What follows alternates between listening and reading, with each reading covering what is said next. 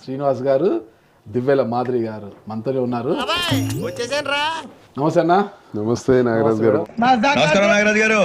జీలకర్ర బెల్లం లేకోకుండా, నెత్తిన తలంబరాలు లేకుండా, తాళి లేకుండా దండలు మార్చుకుని కొంతమంది పెద్దల సమక్షంలో ఒకటైపోయారు.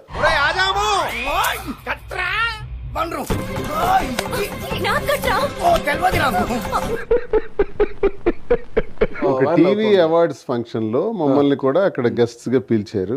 వాళ్ళు బెస్ట్ కపుల్ అని ఒక అవార్డు ఇచ్చారు. బెస్ట్ కపుల్ నిజం అనుకున్నావా? జోకేశానంతే. చార్మింగ్ ఏం కాదా బెస్ట్ కపుల్? మీరు కాదు కాదు కాదు కాదు. దివ్యల మాధురి గారిలో గతంలో ఉన్న ఫైర్ కాస్త తగ్గిందేమో, మౌనం పాటిస్తున్నారు అనుకున్నారు. అంటే ఇంకా దువ్వాడ శ్రీనివాస్ గారికైనా భయపడి మౌనం వహిస్తున్నారా? అదే నేదే ఏంటే నేనేమన్నా జనగణమన పాడానా? అలా సైలెంట్గా ఉంటావే? భయపడవే. అదే నేదే ఇది అంటే ఎప్పుడో ఒక 2 years బ్యాకే మేము మార్చుకున్నాం. అదేదో ఇప్పుడు బెస్ట్ కపుల్ అవార్డు ఇచ్చి జరిపారు. ఇంకా నీకు మ్యారేజ్ అవ్వలేదు అనుకుంటా. ఎలా కనిపెట్టే సార్? ఫేస్ లో జోష్ కనిపిస్తుంటాను. పర్లేదులే, కొంచెం లేట్ గా చేసుకో, ఏం ప్రాబ్లం. ఏదో ఇప్పుడు వాళ్ళు బెస్ట్ కపుల్ అవార్డు ఇచ్చారు. చార్మింగ్ కపుల్ తన డాక్టరేట్ బెస్ట్ కపుల్ మిమ్మల్ని ఏం చూశారు అసలుకి? చూశారు అసలుకి? నాతో చెప్తే చెప్పావు కానీ ఎవరితో చెప్పకు, ఎవరు నమ్మరు. వైవాహిక జీవితం స్టార్ట్ అయింది ఇటీవల అంతా కూడా. ఈ 2 సంవత్సరాల కాలంలో మీ వైవాహిక జీవితాన్ని ఏమి చూశారు? చూడటం ఏంటి బావా, ట్రై చేశారు కూడా. నా మీద బాంబులు వేసారు, చిత్తూరు అంతా నాతో టూర్ వేయించారు. మరి ఏ కాన్సెప్ట్ లో, ఏ రీజన్ తో మీకు బెస్ట్ కపుల్ అవార్డు ఇచ్చారు? ఏమో సార్, నా తెలియదు సార్. మనకేం తెలుస్తుంది? ఇచ్చేవాళ్ళు వాళ్ళు అక్కడికి రమ్మన్నారు, చార్మింగ్ కపుల్ ఇచ్చారు, ఆలి ఉన్నారు, ఆయన తెచ్చి దండలు ఇచ్చారు, మార్చుకోండి.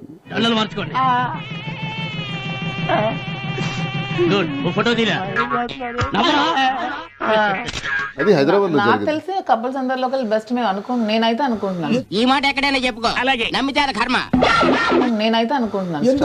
ఎందుకు కాదు, మా ఇద్దరికంటే అండర్స్టాండింగ్, మా ఇద్దరికన్నా సపోర్టింగ్. సర్వనాశనం నా కొడుకు. What a bright girl, what a bright girl. Strong గా కష్టాలను కూడా ఫేస్ చేసుకుంటూ, మా స్ట్రగుల్ నుంచి ఫేస్ చేసుకుంటూ, ఒడిదుడుకులు తట్టుకుంటూ నిలబడ్డాం. ఎంతకన్నా బెస్ట్ కపుల్ ఎవరు ఉంటారు? పంచులు వేసామంటే చెప్పు తీసి కొడేస్తాను. లీగల్ గా వేరు కాలేదు ఇంకా. అంటే లీగల్ గా అంటే నాకు లీగల్ గా అయిపోయాయి. అంటే మా ఆయన ఈయన ఆయన ఇదంటే ఇంకా కోర్టులో నడుస్తోంది. అది ఎప్పుడు అవుతుందనే చెప్పలేం కదా. అది ఇప్పుడు 10 years అవుతుందా, 20 years అవుతుందా, ఈ లోపు మేము పోతామా అవి కూడా మాకు తెలియదు. సో అంటే ఎక్కడికి పోతారు? లేచి వెళ్ళిపోతు ఒక్కతేనా ఎవరితోనన్నా? తప్పు. అతని దురదృష్టాన్ని చూసి ఎగతాళి చేయకు రమణ. Sorry sir. అంటే పైకి చచ్చిపోతాము. ఐ థింక్ వాటో వాట్. మీకు ఇంకా చిన్న వయసు. ఆయన చెప్పారు చిన్న పిల్ల అని ఆయన చెప్పారు. ఆయన అంటే 6-10 వయసు వచ్చింది కాబట్టి పర్వాలేదు. అంటే మా మామ చేతకాడనేగా, ఏవి చేయలేడనేగా, ఎందుకు పనికిరాడనేగా. ఇప్పుడు నా ఎబిలిటీస్ గురించి డిస్కషన్ ఎందుకు? చాలా మంది రహస్యంగా చేస్తారు, మేము పబ్లిక్ ఓపెన్ చెప్పాము. మేము ఫేస్ చేస్తున్నదే మేము పబ్లిక్ చెప్పాము. ఎక్కడైనా సంతోషాన్ని పబ్లిక్ అనే పంచుకుంటారు. ఆ ధైర్యం, ఆ గట్స్ ఉండాలి. ఓపెన్ గా చెప్పాము, చెప్పి చేస్తాం. అంటే పబ్లిక్ అయిపోయారంటారా మీరు? బరితెక్కించేశారా? లాగింది మీడియా. మీరు మాంసం తిన్నారంటే ప్రతి ఒక్కరు తింటారు. చాలా మంది మాంసం తింటారు. మీరు తిన్నారంటే అబ్బాయి నేను తినలేదంటారు. నా మాంసం ముద్దలు రా మూర్ఖుడా. మాంసం ముద్దలా? ఈడయ్యా. కొంతమంది బ్రాహ్మణులు కావచ్చు, కోమట్లు కావచ్చు, ఈరోజు కొంతమంది మాంసం నాన్ వెజ్ తినే వాళ్ళు ఉన్నారు అన్నమాట. చేప చేతిలో చిరగ్గా ఉంటుంది కానీ నోట్లో దివ్యంగా ఉంటుందిరా గురుగారు. అస్తమానం తింటావేమిటి? చెప్పరు, తిన్నా చెప్పరు, సైలెంట్ గా ఉంటారు అనమాట. నేను చెప్పాం. రాజకీయ నాయకుడు ఎప్పుడు నిజాయితీగా ఉండాలి. నీలాగా ఎదవేషాలు ఎత్తే ఇదిగో ఇలాగే ఏడుతూ ఉండాలి. అడిగినా చెప్పాను. అంటే అడిగినప్పుడు దువ్వాడ శ్రీనివాస్ గారు నాకు తెలుసు అతని జీవితంలో అబద్ధాలనే అసలు ఆడరు. సో జెన్యున్ గా ఏదైనా నిజమే చెప్తారు. పర్ఫార్మెన్స్ బాగా చేసా చూడదే. సో ఏదైనా నిజమే చెప్పాం. జీవితాంతం ఇదే నమ్మకంతో ఉండాలి. ఇదే నమ్మకం. అబద్ధాలు ఆడాయన అనే నమ్మకం ఉండాలి. అబద్ధాలు అతను ఎప్పుడు నేను అవసరాన్ని బట్టి సిచ్యువేషన్ ప్రకారం బోల్డెన్ అబద్ధాలు చెప్తుంటాను. దాన్ని చూసి నువ్వు అలుకుపోవాలంతే. అర్థమైందా? అర్థమైంది సార్. ఏమర్థమైంది? అల్లుకుపోవాలని. కొత్త కాబట్టి కొత్తగానే ఉంటుంది. అతను ఎప్పుడు ప్రజల దగ్గర అబద్ధం ఆడరు, నా దగ్గర అబద్ధం ఆడరు. నాకు తెలిసి ఎవరి దగ్గర కూడా అతను అదే ఇబ్బందులు ఉన్నాయి. దాంట్లో నేను అబద్ధాలు చెప్పాను, నన్ను చంపినా కూడా అబద్ధం చెప్పాలి. ఎంత అన్యోన్యంగా ఉన్నారు కదా, చిలక గోరింకల్లాగా ఉన్నారు. మీకు దిష్టి తగిలిందేమో పాపం, ఎవరి కన్ను గుట్టిందో మీకు. దిష్టి తీర్చుకుంటూ పోయింది కదా, ఆ దిష్టి ప్రభావం వల్ల ఈ రోజు వైఎస్ఆర్ కాంగ్రెస్ పార్టీ నుంచి పార్టీ ఆఫీస్ నుంచి ఫోన్ అర్జెంట్ అట. ప్రదక్షిణాలు చేశాం కదా, ప్రమోషన్ శాఖ మార్చారేమో. వీరభక్తుడు నా దేవుడు అని ఇట్లా గుండె జిలిస్తే నా దేవుడు జగన్మోహన్ రెడ్డి గారు నాకు కనిపిస్తారనే దువ్వాడ శ్రీనివాస్ గారిని పార్టీ నుంచి సస్పెండ్ చేశారు.